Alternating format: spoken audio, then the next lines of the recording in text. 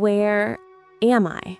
The question reverberated quietly in the hollow space between the thumping of my heart and the faint rhythm of my breathing. The world around me felt like a dream, or maybe a nightmare painted in deep reds and velvety blacks. My vision blurred briefly, then sharpened to capture the full grandeur of the room. Heavy velvet curtains hung like ancient sentinels over the tall windows, their crimson threads embroidered with golden fleur-de-lis patterns that absorbed the pale morning light and softened it into ghostly streaks across cold marble floors. Above me, golden candelabras perched elegantly on the walls, yet instead of licking flames, they glowed with a strange, ethereal blue fire that pulsed silently, as if powered by some arcane enchantment. The air felt dense, not just with the weight of magic, but with centuries of unspoken secrets and icy lineage. My eyelids fluttered open wider to reveal my new reality. Not again with the invasive waking up in another's body cliché, please. The familiar click, click of a gilded pendulum clock chimed in the distance. Time was moving, or maybe it wasn't. The cool touch of marble beneath the hanging tapestries bled from my restless fingers. I swallowed hard as I traced the carved emblems on the antique furniture, intricate runes curling along the legs and edges, glowing faintly under my trembling touch. Nobility, opulence, and an alienation so thick it wrapped itself around me like a shroud. The heavy velvet covers scratched softly as I pulled them closer, my breath jagged, pulse thudding in my ears. "This can't be real," I whispered, voice thin and fragile. My tongue felt foreign, my words oddly high-pitched, too delicate. Is this a dream? Some sick joke? Or worse still, am I trapped inside someone else's skin? Hesitant, almost scared to confirm the truth, I raised a hand, trembling like a leaf in autumn wind, and brushed an incongruous pale blonde strand of hair out of my face. My fingertips glided over unfamiliar smooth skin, soft and cool beneath the touch. Slowly, I turned my head toward the gilded mirror hanging opposite the bed. The glass reflected a chilling image of someone who looked powerful, yet cruelly distant, too perfect in her icy beauty to feel real. Her profile was sharp, her eyes piercing, but cool. Lady Selene Ravencroft. And now, somehow, that was me. Then, like a jarring slice through silence, a faint translucent window flickered to life above my head. The letters hovered suspended in air, shimmering like a digital ghost. Name: Lady Selene Ravencroft. Class: Villainess. Health: 78%. Unstable. Mana: 42%. I blinked. Great, now I'm in the villain's shoes, just perfect. The crushing weight of this new identity settled on my chest, heavy and suffocating as the thick curtains that swallowed the early light. I pressed my palms flat against the cool sheets, taking a jagged breath, forcing myself to move. Slowly, painfully slow, I pushed off the soft bed linens and grasped for something solid. My hand found an ornately carved chair, its worn armrest cool beneath my palm, reassuringly real. I steadied myself, knees wobbling, breath skittering like a frightened animal. Okay, calm down. Figure this out. You, whoever this Selene is, you have to survive. Now seated beside the grand dressing table, my fingers traced the elaborate gold filigree entwining the mirror's frame, each delicate detail etched with a cold precision that spoke of centuries-old craftsmanship. The mid-morning sun poured more insistently through the curtain slits, bathing the room in warm light, yet inside, a bitter chill settled deeper in my bones. Memories came like shards of glass, cutting through the haze. My real life, the mundane and comforting thread of normalcy, was fading fast, replaced by a troubling montage. This wasn't just any life. I had been thrust into a fairy tale warped by darkness. Slowly, an icy dread seeped into my awareness as fragments of Selene's true story crept into my mind, whispered warnings, hushed rumors of betrayal and doom. So all the warnings, all the rumors, they're true, I whispered, voice cracking like fragile ice. The words tasted bitter in my mouth.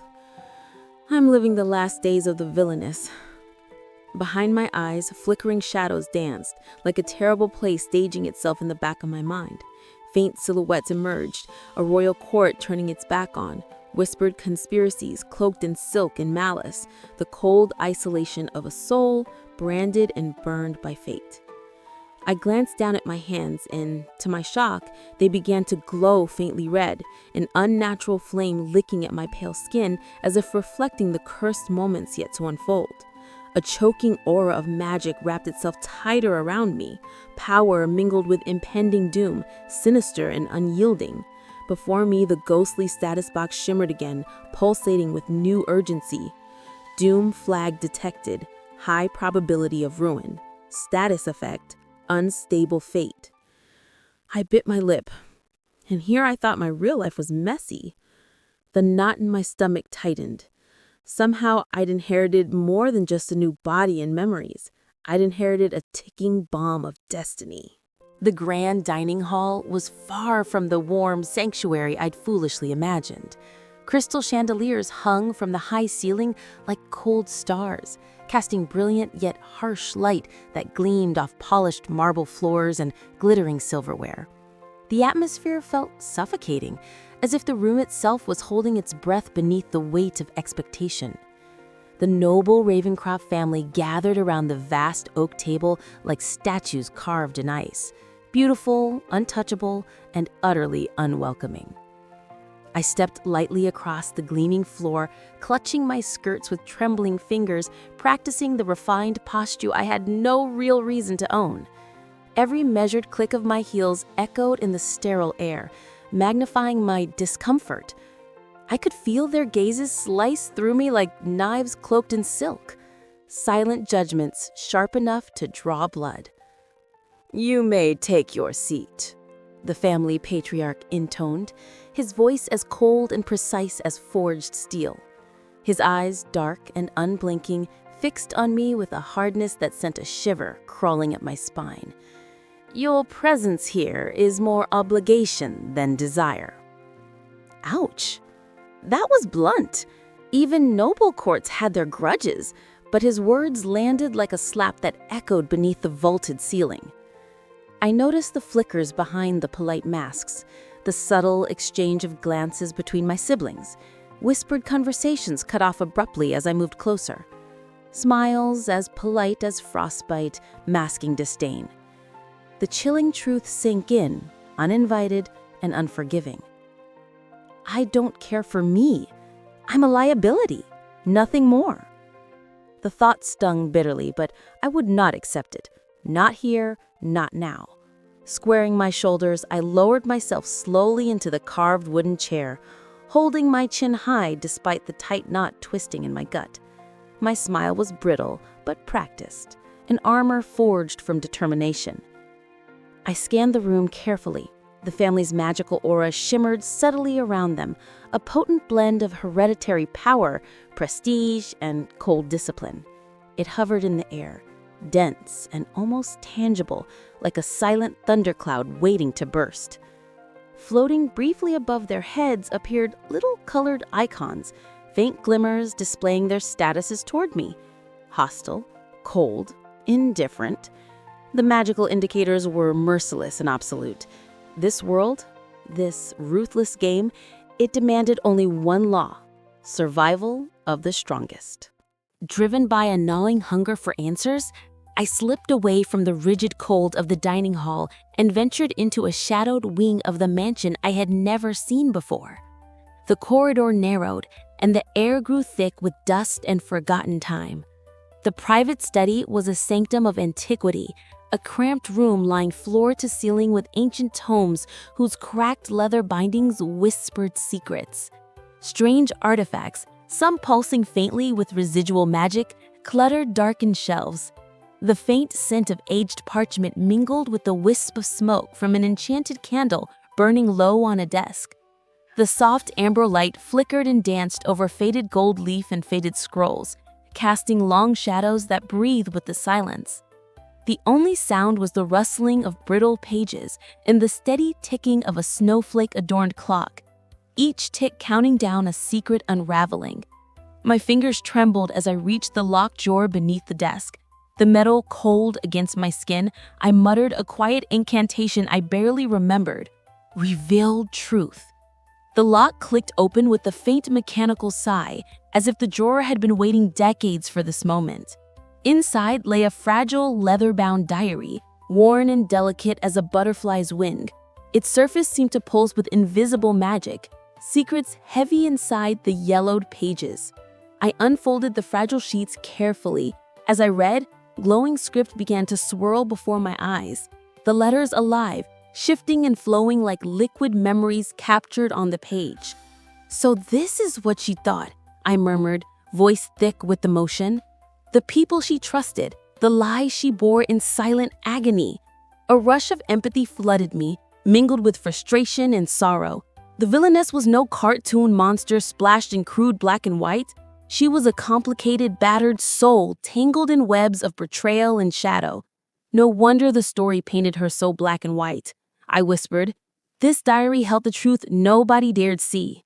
Night wrapped the mansion in a silken cloak as I climbed to the rooftop terrace, the air cool and fragrant with nocturnal magic.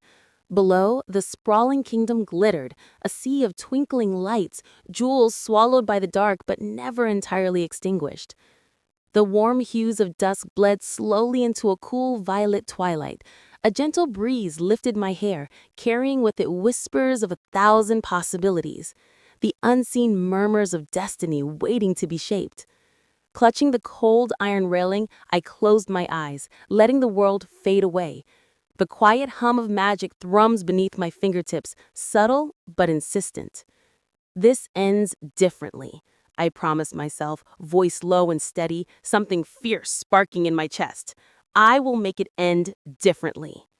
A delicate flare of magic blossomed in my palm, soft golden light illuminating intricate, glowing sigils that traced themselves slowly across my skin, ancient marks of power awakening, the binding symbols of a fate I would dare to rewrite. They say villains can never be heroes in their own stories. I smiled bitterly, a sharp glint of defiance flashing in my eyes. Watch me.